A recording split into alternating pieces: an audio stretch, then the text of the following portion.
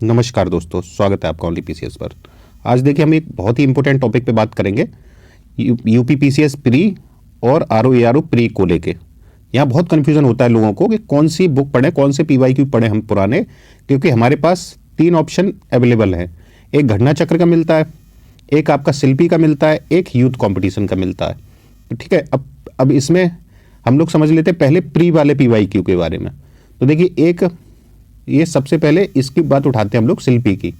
ये आपकी शिल्पी की बुक है।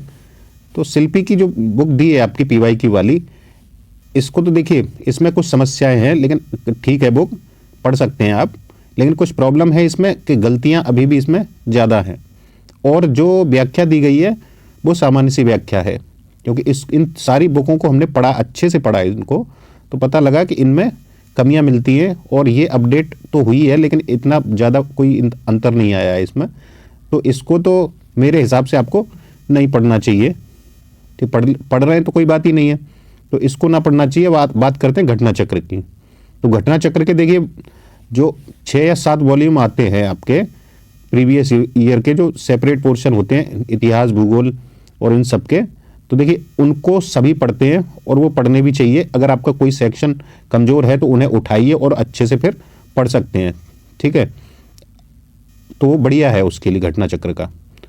ठीक वो, और लेकिन अब बात कर लेते हैं हम लोग इसकी यूथ कंपटीशन की। इसकी यूथ कंपटीशन, यूथ क्या है, यूथ भी निकलता है, ये आपके सेक्शनल भी निकलता है, और ये ईयर वाइज भी निकलता है। 1990 से लेके ये आपके मिलेंगे 2023 तक के जो पेपर हुए हैं वो सारे मिलेंगे इसमें।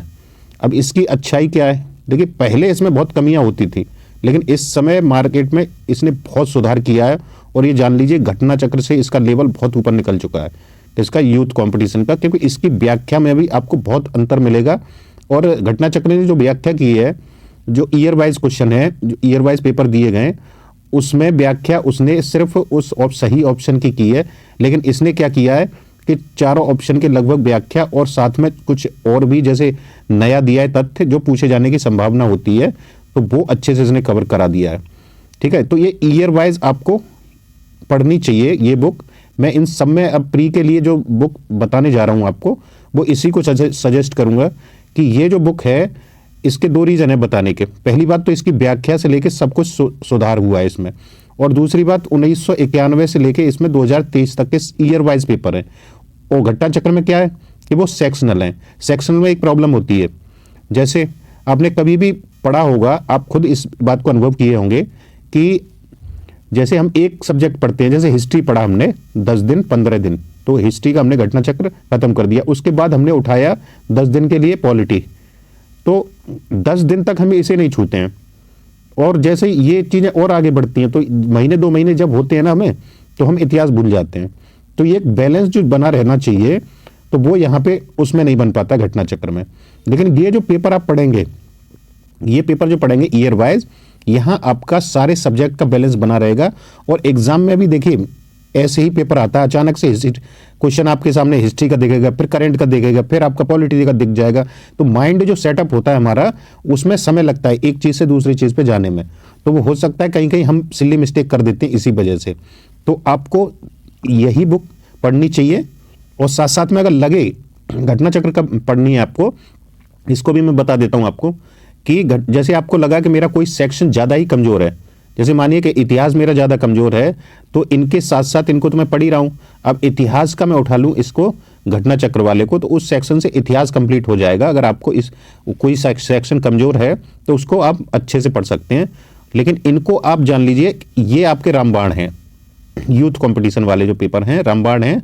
और मैं इसे बहुत ज़्यादा ही सजेस्ट करूंगा आपके लिए कि ये पेपर आप जरूर पढ़िए और अच्छे से पढ़िए। ठीक है, घटना चक्र भले ही आपका रह जाए तो कोई बात नहीं, लेकिन ये पेपर एक एक पॉइंट पे आपकी पकड़ बनानी पड़ेगी आपको 1991 से लेकर 2023 तक।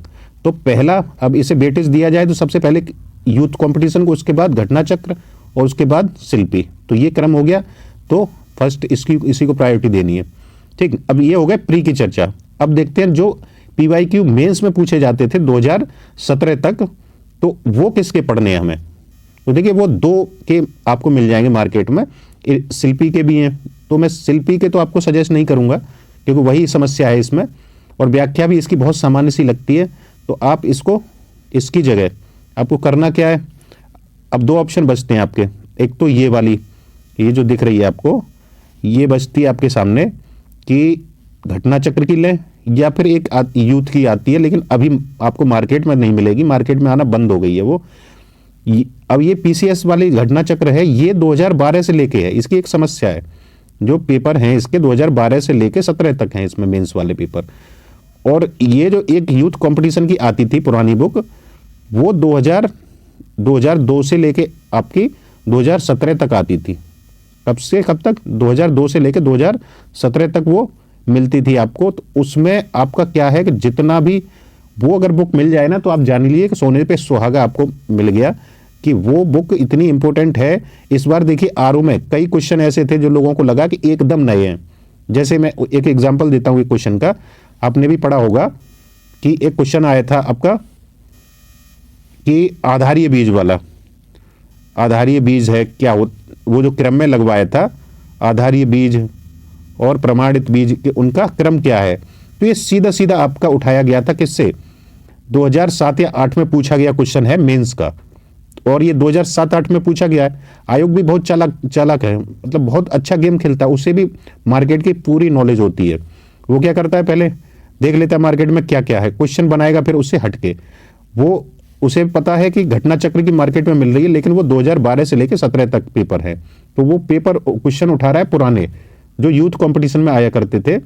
तो वहां से आपके क्वेश्चन बहुत सारे फंसे हैं, और वहां से आपको देखेंगे कि रीजनिंग और मैथ के क्वेश्चन भी सीधे सीधे हूबहू मिल जाएंगे आपको, वही ऑप्शन और वही सब कुछ क्वेश्चन पूरा आपको उसी से मिल जाएगा।